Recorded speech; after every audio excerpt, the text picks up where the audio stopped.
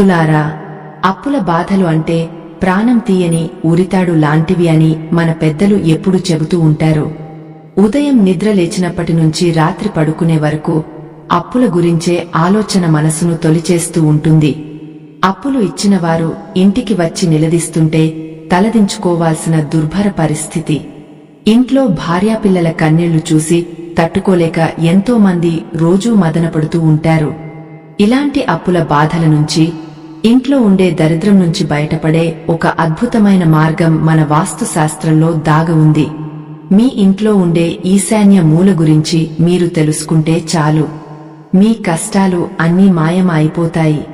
ఈ ఆధ్యాత్మిక రహస్యం మీకు పూర్తిగా అర్థం కావాలన్నా, దైవానుగ్రహం దక్కాలన్నా ఈ వీడియోను ఎక్కడా ఆపకుండా చివరి వరకు చూడండి. ఒక ఊరిలో రామయ్య అనే సామాన్య రైతు తన కుటుంబంతో కలిసి జీవిస్తూ ఉండేవాడు. ఆయన ఎంతో కష్టపడి రాత్రింబవళ్లు చెమటోడ్చి ఒక చిన్న ఇల్లు కట్టుకున్నాడు. ఇల్లు కట్టుకునే సమయంలో తనకు తెలియకుండానే ఎన్నో అప్పులు చేశాడు. ఆ అప్పులు తీర్చడానికి రామయ్య చేయని కష్టమంటూ ఏమీ లేదు. ఎండ అనక వాన అనక పొలంలో పనిచేస్తూనే ఉండేవాడు. కాని ఆ అప్పులు తీరకపోగా వడ్డీల మీద వడ్డీలు పడి ఇంకా పెరిగిపోతూనే ఉన్నాయి. సూర్యాస్తమయం అయ్యాక అలసిపోయి ఇంటికి రాగానే అతని మనసులో ఏదో తెలియని భయం, ఆందోళన మొదలయ్యేవి.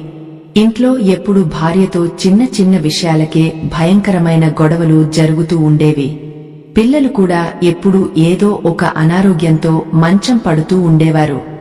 ఇదంతా ఎందుకు జరుగుతుందో, తన రాత ఎందుకు ఇలా తయారైందో రామయ్యకు అస్సలు అర్థం కాలేదు. రోజులు గడుస్తున్న కొద్దీ అప్పుల వాళ్ల ఒత్తిడి మరీ ఎక్కువైపోయింది. ఒకరోజు ఉదయాన్నే రామయ్య ఇంటికి అప్పులవారు గుంపుగా వచ్చారు.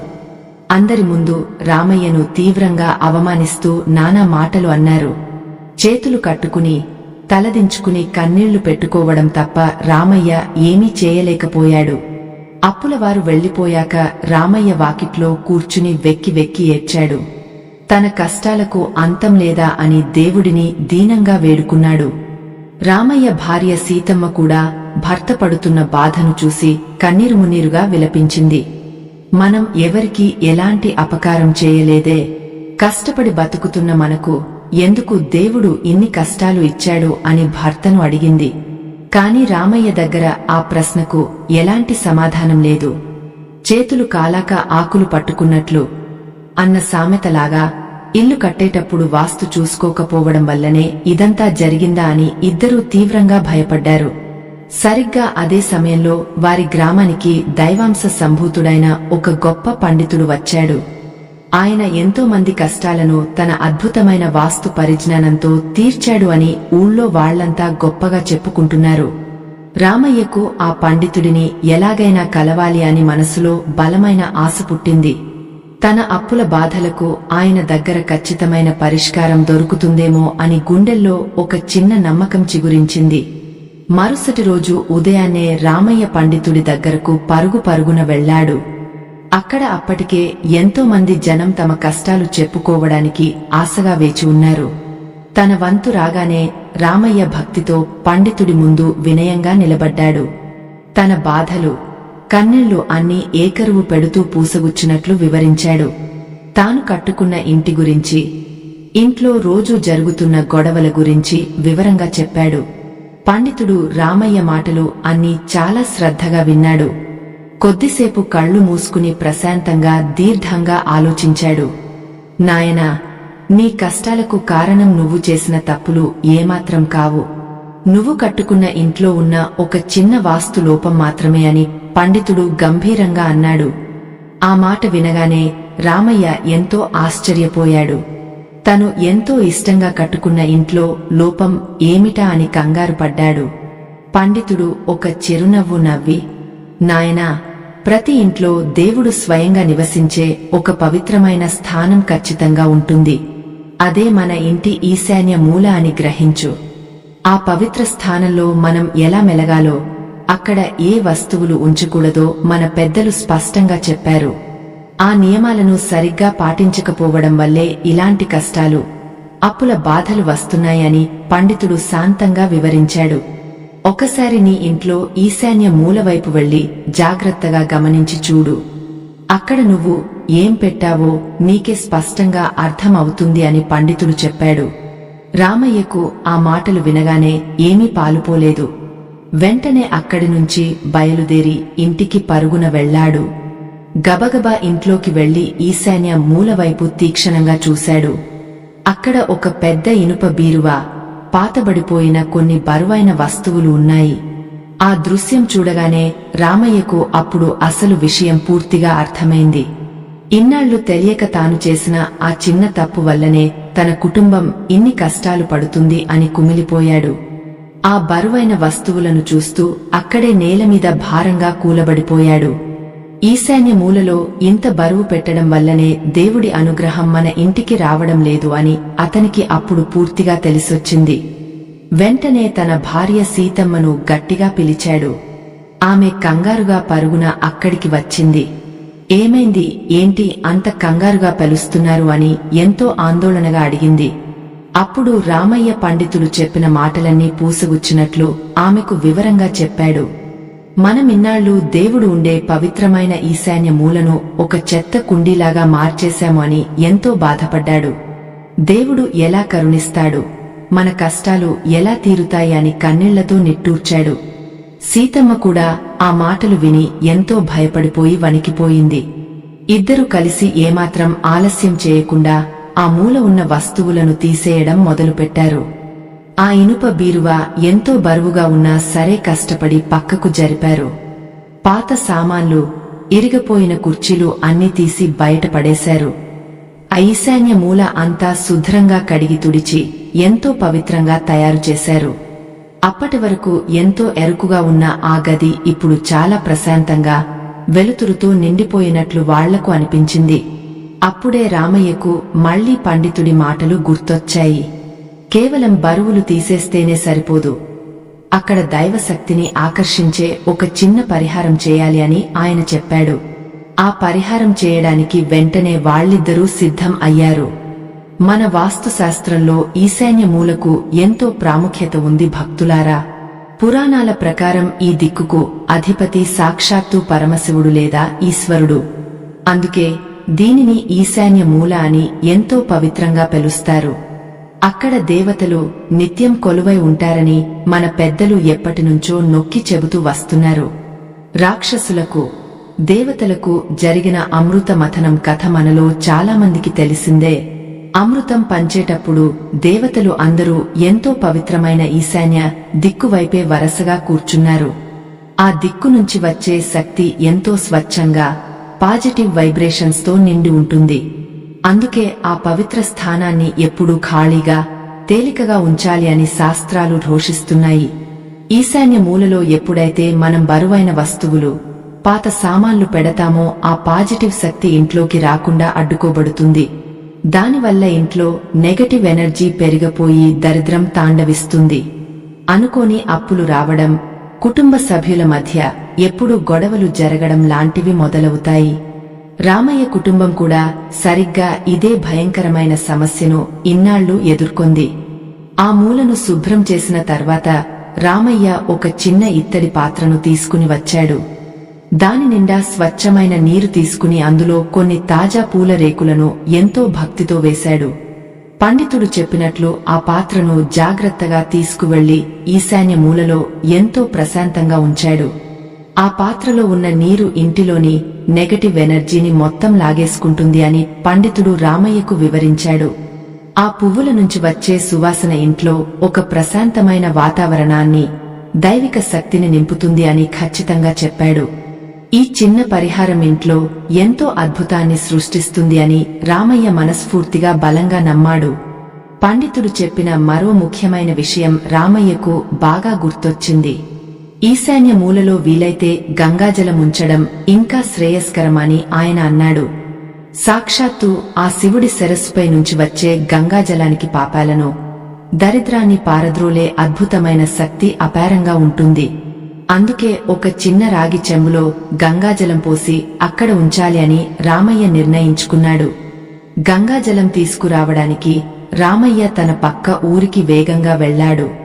అక్కడ ఒక పాత శివాలయం పక్కన ఒక సాధువు దగ్గర పవిత్రమైన గంగాజలం దొరుకుతుందని ఆయనకు తెలిసింది. ఆ సాధువు ఆశ్రమానికి చేరుకున్న రామయ్య ఎంతో భక్తితో ఆయన పాదాలకు నమస్కరించాడు. తన ఇంటి వాస్తు దోషం గురించి, పండితుడి సలహా గురించి ఆ సాధువుకు వివరంగా చెప్పాడు.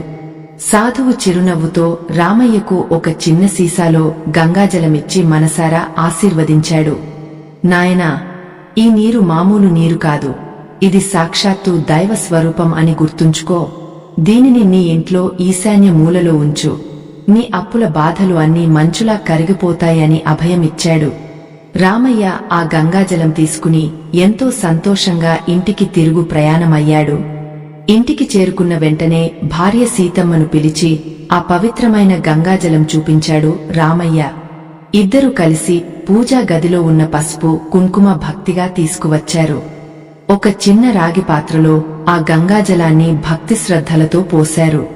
దానికి పసుపు, కుంకుమ బొట్లు పెట్టి ఎంతో అందంగా పవిత్రంగా అలంకరించారు. ఆ రాగపాత్రను తీసుకువెళ్లి ఈశాన్య మూలలో ఉన్న ఆ నీటి పాత్ర పక్కనే చాలా భద్రంగా ఉంచారు. అప్పుడు ఇద్దరు చేతులు జోడించి కళ్ళు మూసుకుని మనస్ఫూర్తిగా తమ ఇష్ట దైవాన్ని ప్రార్థించారు. మా కష్టాలు అన్నీ తీరిపోయి మా ఇంట్లో ఎప్పుడూ సుఖశాంతులు ఉండేలా దీవించు స్వామి అని కన్నీళ్లతో ప్రాధేయపడ్డారు. ఆ ప్రార్థన చేస్తున్నప్పుడు రామయ్య కళ్ల వెంబడి ధారగా కన్నీళ్లు జారి కింద పడ్డాయి. ఇన్నాళ్లు తన గుండె మీద ఉన్న ఒక పెద్ద బండరాయి పూర్తిగా కరిగిపోయినట్లు అతనికి ఎంతో ప్రశాంతంగా అనిపించింది.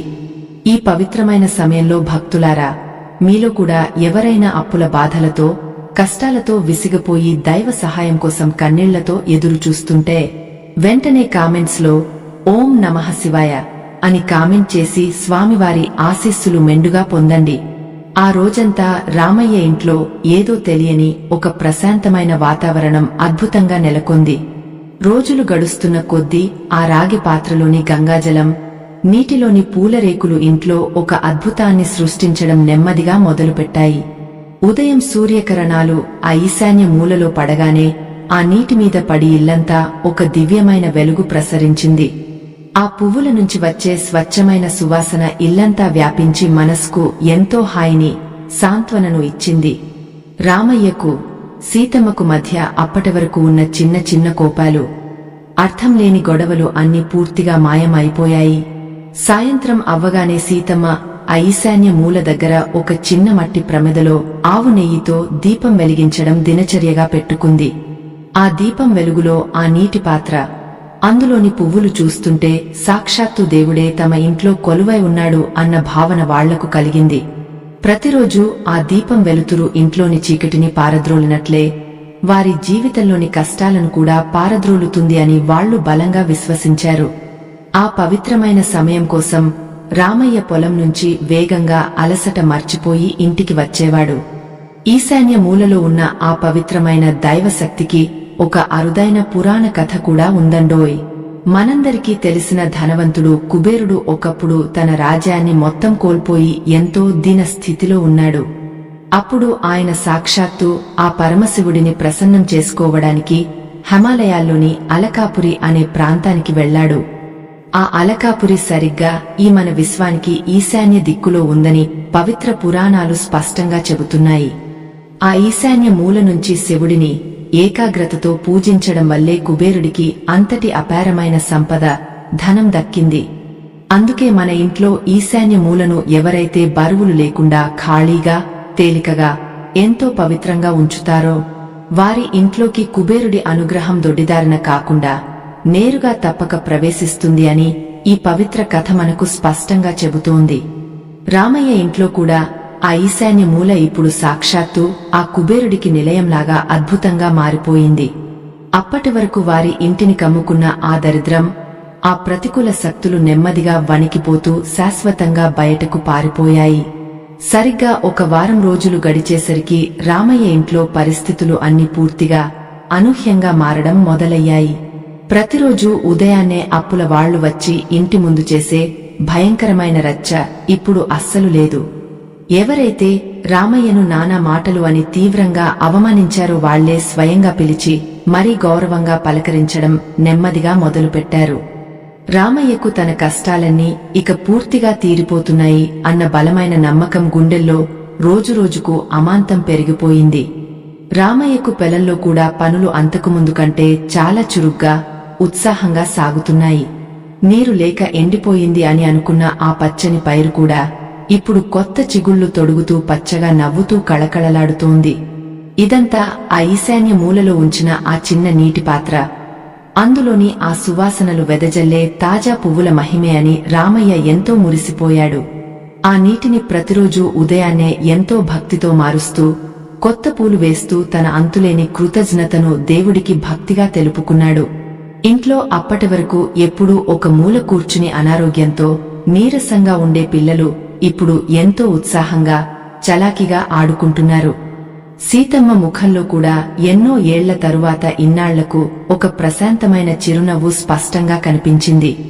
ఏ ఇంట్లో అయితే ఆ ఇంటి ఇల్లాలు సంతోషంగా మనస్ఫూర్తిగా నవ్వుతూ ఉంటుందో ఆ ఇంట్లో సాక్షాత్తు ఆ మహాలక్ష్మీదేవి కొలువై ఉంటుంది అని మన పెద్దలు చెబుతారు కదా.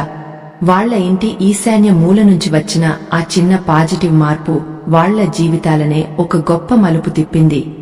అంతా బాగానే ఉంది కాని రామయ్యకు మనసు పొరల్లో ఒక చిన్న సందేహం అలాగే ఉండిపోయింది. బరువులు అయితే తీసేశాము, నీరు పెట్టాము, గంగాజలం భక్తిగా ఉంచాము, అంతా బాగానే ఉంది. కాని తనకు ఉన్న ఆ కొండంత అప్పులు అసలు ఎలా తీరుతాయి అన్న భయం అతన్ని లోపల కొద్దిగా తొలిచివేస్తూనే ఉంది. పరిహారమైతే నమ్మకంతో చేశాము కాని డబ్బులు ఆకాశం నుంచి పైనుంచి ఓడిపడవు కదా అని తనలో తాను తీవ్రంగా తర్జనభర్జన పడ్డాడు. దానికి ఆ పరమశివుడు తన అదృష్టాన్ని మార్చడానికి ఎలాంటి మార్గం చూపిస్తాడో అని ఆశగా నిరీక్షించడం మొదలుపెట్టాడు. ఇలా ఆశగా ఎదురు చూస్తున్న రామయ్య జీవితంలో ఒకరోజు ఎవరూ ఊహించని అద్భుతం అనుకోకుండా జరిగింది. ఉదయాన్నే లేచి ఎప్పటిలాగే తన పార, పలుగు తీసుకుని పొలానికి వేగంగా నడుచుకుంటూ వెళ్లాడు రామయ్య. ఆ రోజు ఎండ చాలా తీవ్రంగా మండుతూ అతని శరీరాన్ని మొత్తం చెమటతో తడిపేస్తూ చాలా అలసట కలిగిస్తోంది. అయినా సరే ఏమాత్రం వెనక్కి తగ్గకుండా పొలంలో ఒక పక్కన ఉన్న ఎండిపోయిన చెట్టు మూలాలను తవ్వడం మొదలుపెట్టాడు. ఆ పెద్ద చెట్టు ఎప్పటినుంచో ఆ పొలంలో అనాథలా పడి ఉండి దారికి అడ్డుగా ఎంతో ఇబ్బంది పెడుతోంది. దాన్ని ఎలాగైనా ఈరోజే పూర్తిగా తీసేయాలి అని రామయ్య మనసులో గట్టిగా నిశ్చయించుకుని మరీ బలంగా తవ్వుతున్నాడు. ఆ ఇనుప గుణపంతో నేలమీద బలంగా కొడుతూ ఉంటే అకస్మాత్తుగా ఒక వింతైన లోహపు శబ్దం గట్టిగా వినపడింది.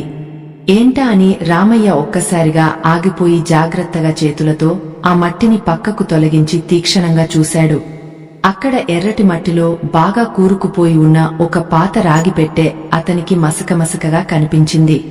ఆ పాత రాగిపెట్టె చూస్తుంటే ఎన్నో వందల సంవత్సరాల క్రితం నాటిది లాగా ఎంతో బరువుగా, పాతగా అనిపించింది.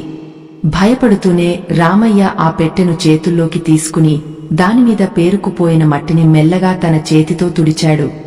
అది ఊహించిన దానికంటే చాలా బరువుగా ఉండటంతో అందులో ఏముందో అని అతని గుండె వేగంగా కొట్టుకోవడం మొదలైంది. చేతులు వణుకుతుండగా ఆ పెట్టె మూతను ఎంతో కష్టపడి బలంగా లాగి నెమ్మదిగా తెరిచి లోపలికి ఆశగా తొంగి చూశాడు. అందులో ఉన్న అద్భుతమైన దృశ్యం చూడగానే రామయ్య కళ్ళు ఆనందంతో, ఆశ్చర్యంతో ఒక్కసారిగా జిగేల్మన్నాయి. ఆ పెద్ద రాగి పెట్టె నిండా అచ్చమైన పాతకాలం నాటి బంగారు నాణేలు సూర్యరశ్మికి తరతరా మెరుస్తూ దర్శనమిచ్చాయి. ఇది నేను కంటున్న కల లేక నిజంగానే జరుగుతుందా అని రామయ్యకు ఒక్క క్షణంపాటు ఏమీ అర్థం కాలేదు. తన తాతల కాలంలో ఆ పొలంలో ఎక్కడో జాగ్రత్తగా దాచిన ఆస్తి ఇప్పుడు ఈ రూపంలో బయటపడిందా అని ఉబ్బితబిబ్బు అయిపోయాడు. అదృష్టం వరిస్తే అడవిలో కూడా అన్నం దొరుకుతుంది అని మన ఊళ్లలో పెద్దలు ఊరికే అనలేదు కదా అని మురిసిపోయాడు. సరిగ్గా ఆ ఈశాన్య మూల దోషం పోయిన కొద్ది రోజులకే ఇలా జరగడం సాక్షాత్తు ఆ దేవుడి మహిమ కాక మరేమిటి అని రామయ్య గట్టిగా నమ్మాడు. వెంటనే అపురూపమైన పెట్టెను తన పాత కండువాలో జాగ్రత్తగా మూటకట్టుకుని ఎవరికీ కనపడకుండా పరుగు పరుగున ఇంటికి చేరుకున్నాడు. ఇంట్లో పనులు చేసుకుంటున్న తన భార్య సీతమ్మను గట్టిగా పిలిచి తలుపులు గడియవేసి ఆ మూటను ఆమె ముందు ఉంచాడు. ఆ కండువా ముడివిప్పి లోపల ఉన్న ఆ పసుపు పచ్చని బంగారు నాణేలను చూసి సీతమ్మ ఆనందానికి అసలు అవధులు లేకుండా పోయాయి. ఇద్దరు కలిసి వెంటనే ఆ దేవుడి పటం ముందు మోకరిల్లి కన్నీళ్లతో తమ అంతులేని కృతజ్ఞతలు మనస్ఫూర్తిగా దేవుడికి తెలియజేశారు. మనం చేసిన ఆ చిన్న వాస్తు పరిహారం వల్లే మన ఇంటికి ఈ కుబేర యోగం దక్కింది అని ఇద్దరూ ఎంతో సంతోషపడ్డారు. మరుసటి రోజు ఆ బంగారు నాణేలు కొన్ని తీసుకువెళ్లి పట్నంలో ఉన్న పెద్ద షావుకారుకు ఎంతో జాగ్రత్తగా అమ్మి చాలా డబ్బులు తెచ్చాడు రామయ్య. ఆ వచ్చిన డబ్బుతో తమకున్న అప్పులు అన్ని ఒక్కొక్కటిగా పూర్తిగా తీర్చేసి గుండెమీద ఉన్న ఒక పెద్ద భారం దించుకున్నాడు. అప్పుల వాళ్లు కూడా రామయ్య నిజాయితీ చూసి సంతోషించి ఇంకెప్పుడు మిమ్మల్ని ఇబ్బంది పెట్టము అని గట్టిగా హామీ ఇచ్చారు. ఇన్నాళ్లకు ఆ పేద కుటుంబం గుండెమీద ఉన్న ఆ పెద్ద బండరాయి పూర్తిగా తొలగిపోయి ప్రశాంతత దొరికింది. అప్పులన్నీ పూర్తిగా తీరిపోయి ఇంట్లో సుఖ సంతోషాలు వెల్లివరుస్తూ ఉంటే ఆ భార్యాభర్తల ఆనందానికి ఇక హద్దులు లేకుండా పోయాయి. ఈ అద్భుతమైన కథలో రామయ్యకు వచ్చిన ఆ గొప్ప అదృష్టం మీ అందరికీ కూడా తప్పక రావాలని మేము మనస్ఫూర్తిగా కోరుకుంటున్నాము భక్తులారా. మీకోసం ఇలాంటి ఎన్నో మంచి వీడియోలు చేయడానికి మా బృందం ఎంతో కష్టపడుతూ రాత్రింబవళ్లు శ్రమిస్తూ పనిచేస్తోంది. మా ఈ చిన్న ప్రయత్నానికి మీరు ఏమైనా సహాయం చేయాలి అని మనస్ఫూర్తిగా అనుకుంటే దయచేసి మా స్కానర్కి చిన్న విరాళం పంపండి. మీరు ఇచ్చే ఆ చిన్న విరాళం మాకు ఎంతో గొప్ప ప్రోత్సాహాన్ని, మరింత ఉత్సాహాన్ని ఇచ్చి ముందుకు నడిపిస్తుంది అంటూ మా ఈ మంచి ప్రయత్నాన్ని ఎప్పుడూ ఆదరించే మీ అందరికీ ఆ పరమశివుడి ఆశీస్సులు మెండుగా ఉండాలని కోరుకుంటున్నాము.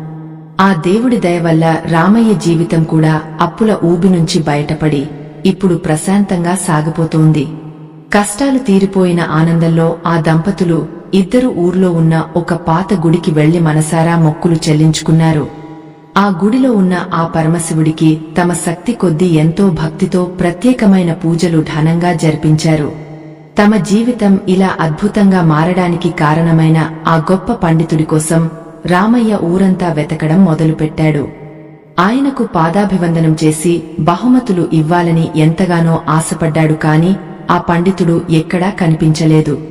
ఆయన సాక్షాత్తు ఆ దేవుడి రూపంలో వచ్చి తమ కష్టాలు తీర్చాడు అని రామయ్య మనస్ఫూర్తిగా నమ్మాడు. ఆ రోజు నుంచి రామయ్య ఊర్లో ఎవరికి ఎలాంటి కష్టం వచ్చినా తన వంతు సహాయం చేయడం ఒక మంచి అలవాటుగా మార్చుకున్నాడు. ఒకప్పుడు తనను చూసి ముఖం తిప్పుకున్న వాళ్లు కూడా ఇప్పుడు అతన్ని ఒక దేవుడిలా గౌరవించడం ఎంతో వింతగా మొదలుపెట్టారు. భక్తులారా, మన పవిత్ర పురాణాల్లో వాస్తు పురుషుడు గురించి ఒక అద్భుతమైన కథ దాగ ఉందన్న విషయం మీకు తెలుసా? వాస్తు పురుషుడు ఎప్పుడూ నేలమీద బోర్లా పడుకుని ఉంటాడని మన శాస్త్రాలు ఎంతో స్పష్టంగా చెబుతున్నాయి. ఆయన తల భాగం సరిగ్గా ఈశాన్య దిక్కువైపు, పాదాలు నైరుతి దిక్కువైపు ఖచ్చితంగా ఉంటాయట. అందుకే ఈశాన్య మూలలో మనం పాత సామాన్లు, ఇనుప బీరువాలు లాంటి పెద్ద పెద్ద బరువులు అస్సలు పెట్టకూడదు. అలా పెడితే ఆ వాస్తు పురుషుడి తలమీద పెద్ద బండరాయి పెట్టినట్లుగా తీవ్రమైన బాధ కలుగుతుంది అని మహాపండితులు ఎప్పటినుంచో హెచ్చరిస్తున్నారు. ఎవరి తలమీదైనా రోజంతా పెద్ద బరువు పెడితే వాళ్లు ఆ బాధను ఎలాగైతే అస్సలు తట్టుకోలేరో వాస్తు పురుషుడికి కూడా సరిగ్గా అలాగే అనిపిస్తుంది. ఆయనకు కోపం వచ్చి ఆ ఇంటిని దరిద్రంతో, అప్పుల బాధలతో, రకరకాల అనారోగ్యాలతో నింపేస్తాడు అన్నది ఒక పచ్చి నిజం. అందుకే మన పెద్దలు ఇల్లు కట్టేటప్పుడు ఈశాన్య మూల ఎప్పుడూ కాస్త పల్లంగా, ఖాళీగా ఉండేలా ఎంతో జాగ్రత్తలు తప్పకుండా తీసుకుంటారు. ఆ ఖాళీ ప్రదేశంలో నీరు పెట్టినా లేదా ఒక చిన్న తులసి మొక్క పెట్టినా ఆ వాస్తు పురుషుడు ఎంతో చల్లగా, ఆనందంగా శాంతిస్తాడు. ఆ ఇంట్లోకి సిరి సంపదలు, కుబేర యోగం వాటంతటా అవే పరుగు పరుగున వస్తాయని శాస్త్రం బలంగా చెబుతోంది. రామయ్య ఇంట్లో ఇన్నాళ్లు ఆ వాస్తు పురుషుడు బరువులతో నలిగిపోయి ఎంతో కోపంతో రగిలిపోయాడు అన్న విషయం మీకు అర్థమైంది కదా. ఎప్పుడైతే రామయ్య దంపతులు ఆ బరువులు తీసేసి అక్కడ పవిత్రమైన గంగాజలం, నీటితో నిండిన పూలపాత్ర ఉంచారో ఆ వాస్తు పురుషుడు చల్లబడ్డాడు.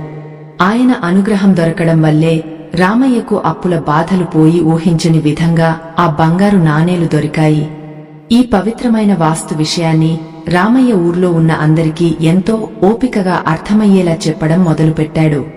తమ ఇళ్లలో కూడా ఈశాన్య మూలను ఖాళీగా ఉంచుకోమని, దేవుడికి మాత్రమే ఆ పవిత్ర స్థానాన్ని కేటాయించమని అందరికీ బతిమాలి మరీ చెప్పాడు. రామయ్య మంచి మాటలు విన్న ఊరి జనాలు అందరూ తమ తమ ఇళ్లలోకి వెళ్లి ఈశాన్య మూలను వెంటనే పరిశీలించుకున్నారు. తెలియక తాము ఇన్నాళ్లు చేసిన తప్పులను సరిదిద్దుకుని ఆ మూలను శుభ్రంగా కడిగా ఎంతో పవిత్రంగా మార్చుకున్నారు. కొద్ది రోజుల్లోనే ఆ ఊర్లో ఉన్న ప్రతి ఇంట్లో ఎన్నో అద్భుతాలు, ఊహించని శుభ పరిణామాలు జరగడం నెమ్మదిగా మొదలయ్యాయి. పంటలు బాగా పండటం, ఊర్లో అందరూ రోగాలు లేకుండా ఆరోగ్యంగా సంతోషంగా ఉండటం లాంటివి వాళ్ల కళ్ల ముందే స్పష్టంగా కనిపించాయి. రామయ్య చెప్పిన ఆ చిన్న వాస్తు రహస్యం చూస్తుండగానే ఆ ఊరి తలరాతనే పూర్తిగా మార్చేసింది. పొలంలో దొరికిన ఆ డబ్బుతో రామయ్య కేవలం తన అప్పులు తీర్చుకుని సైలెంట్ గా ఊరుకోలేదు భక్తులారా. తనలాగా నిత్యం కష్టపడే పేద రైతుల కోసం ఒక పెద్ద నీటి చెరువును తన సొంత డబ్బులతో తవ్వించాడు. దానివల్ల ఊర్లో ఉన్న పొలాలకి ఎప్పుడూ నీటి కొరత లేకుండా పంటలు ఎంతో పచ్చగా పండటం ప్రారంభం అయ్యాయి. ఒక చిన్న పవిత్రమైన ఆలోచన, దేవుడి మీద మనిషి పెంచుకున్న అపారమైన నమ్మకం ఒక కుటుంబాన్ని ఎలా మారుస్తుందో రామయ్య జీవితమే మనకు గొప్ప ఉదాహరణ. ఆ పచ్చని చెరువు గట్టుమీద నిలబడి ఆడుకుంటున్న పసిపిల్లలను చూస్తూ రామయ్య దంపతులు ఎంతో మురిసిపోయేవారు. కరువు వచ్చిన ఎండకాలంలో కూడా ఆ చెరువులో నీరు ఏమాత్రం తగ్గకుండా నిండుకుండలా ఎప్పుడూ తొణికిసలాడుతూ ఉండేది. ఆ ఊరి పశువులు, పక్షులు అన్నీ ఆ చెరువు దగ్గరకు వచ్చి దాహం తీర్చుకుని ఎంతో ప్రశాంతంగా వెళ్లేవి. ఇదంతా కళ్లారా చూస్తుంటే రామయ్య మనసుకు ఏదో తెలియని ఒక దివ్యమైన ఆనందం, మాటల్లో చెప్పలేని తృప్తి స్పష్టంగా కలిగేవి. కేవలం ఒక చిన్న వాస్తు పరిహారం తన ఇంటిని మాత్రమే కాదు, మొత్తం ఊరినే ఇలా స్వర్గంలా మారుస్తుందని తను బహుశా కలలో కూడా ఊహించలేదు.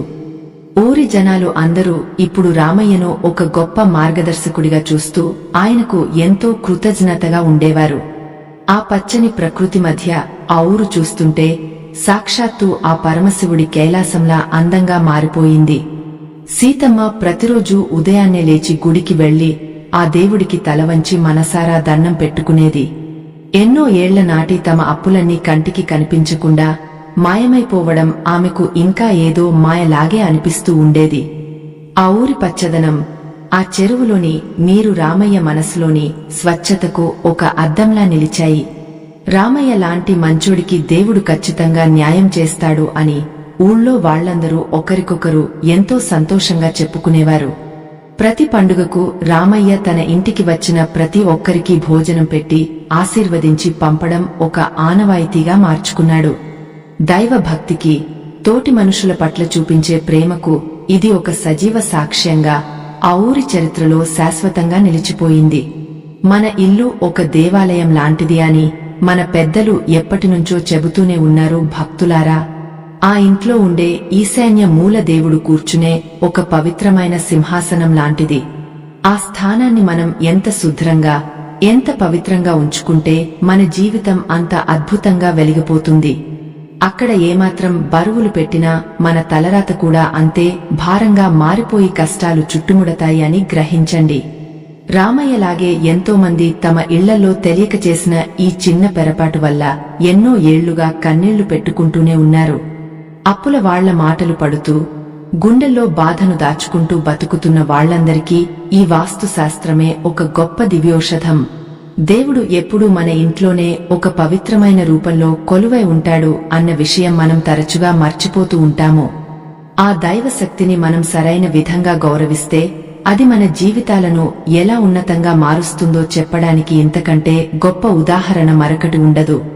మీ ఇంట్లో ఉండే ప్రతి వస్తువుకు దానికంటూ ఒక సరైన స్థానం ఉంటుంది అని వాస్తు నిపుణులు తరచుగా హెచ్చరిస్తూ ఉంటారు. రామయ్య జీవితం మనందరికీ ఒక కనువిప్పు లాంటి గొప్ప ఉదాహరణగా నిలిచిపోయింది. ఇన్నాళ్లు కష్టాల్లో కూరుకుపోయిన ఆ కుటుంబం ఒక్క చిన్న మార్పుతో కుబేర స్థానానికి ఎలా ఎదిగిందో మీరే చూశారు కదా. ఎప్పుడు పూల సువాసనలతో, గంగాజలంతో నిండిన ఈశాన్య మూల ఇంట్లోకి అంతులేని పాజిటివ్ ఎనర్జీని తీసుకువచ్చింది. అప్పుల బాధలు మొత్తం పటాపంచలు అయిపోయి వారి ఇల్లు సిరిసంపదలతో కళకళలాడుతూ ఒక అద్భుతంగా మిగిలిపోయింది. పిల్లల నవ్వులతో, భార్యాభర్తల అన్యోన్యతతో ఆ చిన్న పెంకుటిల్లు ఇప్పుడు ఒక అందమైన ఇంద్రభవనంలాగా మారిపోయింది. వాస్తు పురుషుడు ఎంతో చల్లగా దీవించడం వల్లే ఇలాంటి అద్భుతాలు జరిగాయని ఆ ఊరి పెద్దలు ఎంతో నమ్మకంగా కథలుగా చెప్పుకోవడం మొదలుపెట్టారు. పాత వస్తువులను ఏరికోరి ఆ పవిత్రమైన మూలలో వేయడమంటే మన తలరాతను మనమే చేజేతులా పాడు చేసుకోవడం లాంటిదే అని అందరికీ స్పష్టంగా అర్థమైపోయింది. రామయ్య కథ విన్నాక ఆ చుట్టుపక్కల ఊర్లలో కూడా ప్రజలు తమ ఇళ్లలోని వాస్తులోపాలను సరిదిద్దుకోవడం వేగంగా ప్రారంభించారు. ఈశాన్య మూల మహత్యం గురించి ఇప్పుడు ఆ ప్రాంతమంతా ఒక పవిత్రమైన సందేశంలా అద్భుతంగా వ్యాపించిపోయింది. ఇంటి ఈశాన్య మూలను ఎవరైతే బరువులు లేకుండా తేలికగా అద్దంలాగా ప్రశాంతంగా ఉంచుతారో వారి ఇంట సిరుల పంట పండుతుందని మన గ్రంథాలు చెబుతున్నాయి. కుబేరుడు ఎలాగైతే శివుడిని ప్రసన్నం చేసుకుని తన పోయిన రాజ్యాన్ని అపారమైన ధనాన్ని తిరిగి పొందాడో అలాగే మనకు కూడా అదృష్టం వరిస్తుంది. ఈ మూల ఎప్పుడూ చెత్తాచెదారం లేకుండా చూడటం వల్ల ఇంట్లో ఉన్న దరిద్ర దేవత కూడా శాశ్వతంగా వీడ్కోలు తీసుకుని పారిపోతుంది. ప్రతిరోజు ఆ గంగాజలమున్న పాత్ర దగ్గర ఒక దీపం వెలిగించి మనసారా దేవుడిని ప్రార్థిస్తే మీ కోరికలు అన్నీ ఒక్కొక్కటిగా ఖచ్చితంగా నెరవేరుతాయి. ఆ పూల సువాసనలు ఇంట్లోని కోపతాపాలను చల్లార్చి ఒక ప్రశాంతమైన వాతావరణాన్ని మీ కుటుంబానికి ఒక అద్భుతమైన బహుమతిగా అందిస్తాయి.